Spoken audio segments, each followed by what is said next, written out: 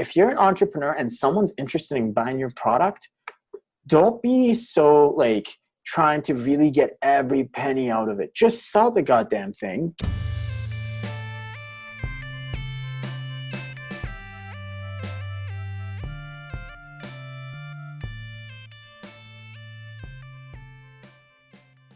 And you didn't, this is not your first version. This is not your second, third, fourth, fifth, sixth, seventh, eighth version. What version are you on right now that you're finally rolling out something that can hit worldwide markets?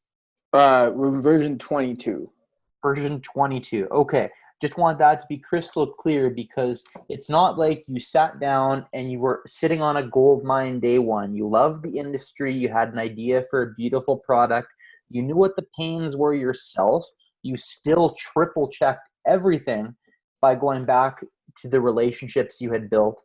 So that's beautiful. Your first customer, Reza, do you remember how that first year was? I know you had told me that you spent your first year really building relationships. You essentially found a way to convince your testers to buy the product. Why don't you walk me through the details? Do you remember the granular details, how you met and started talking to the first few people? So the first 5 to 6 prototypes we built, I literally built them with a table saw and a hand router in my garage, unheated garage at -30, like 5 layers on, and just the crappiest space heater of all time. Just build, right? Like just put it together. We did that, and up to that stage, we didn't sell any of the prototypes. But at that point, that was when I had probably put into it about 10K. Okay. I was like, okay, like whatever I'm doing, it isn't working. We're not close to a final product. I need to find ways to make this sustainable. I don't need to make a living. I don't need to be driving a sweet car and have a beautiful home by just simply prototyping.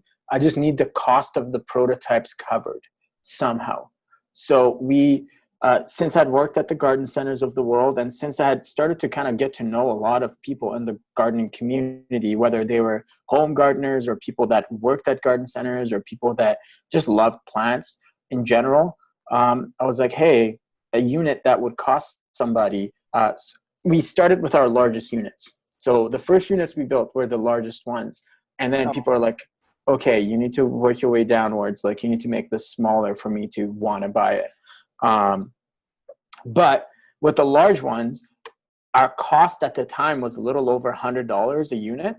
So I was basically saying, look, this is retail for $400, but I'll give it to you for $100.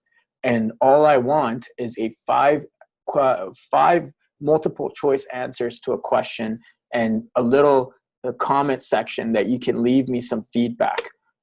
And I would only check on you every couple of months. I would provide every little nuance that you would ever need with the unit. But it was under the understanding that it's not a final product. It's a prototype. Like you're, like not CSA approved or things like that. Just, you're giving me feedback. You're doing a favor for me. And I said that, like, I'm not going anywhere. You guys know that. And just, give me some feedback. Let me know what you think. And we started from there, and then it evolved into, we had a lot of feedback. Each layer that we did was, we sold about 5 prototypes.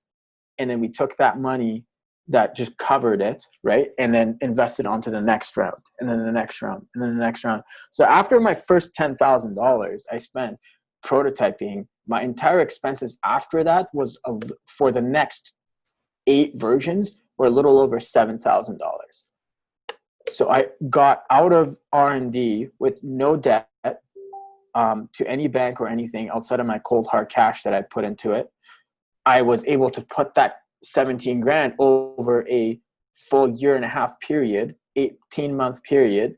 So it wasn't that crazy on my pocket. And the truth is, people say, oh, that's too slow. But the bottom line is we're reaping the fruits of that labor now. And if we were to just jump right into the market, we would have spent all of that dough, and we would have spent all that time and we would be still sitting here banging our heads on a table trying to, move a product.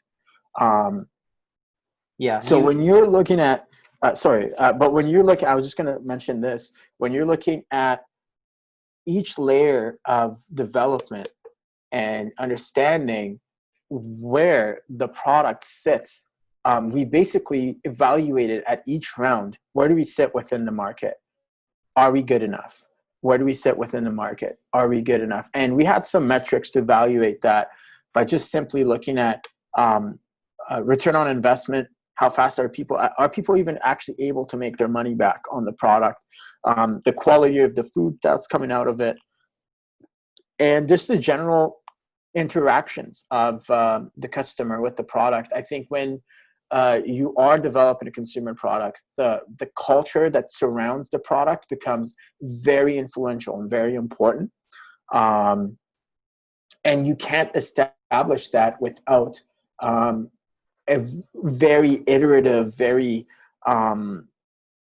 overwhelmingly difficult process of product development. And I had a good understanding of what that would take because I had worked in R&D departments in town, and I know that you're not going to nail it within the first 5 to 10 revisions. It's going to take some time and development, and what kind of testing you need to do, what kind of data gathering you need to do to be market ready within a certain time.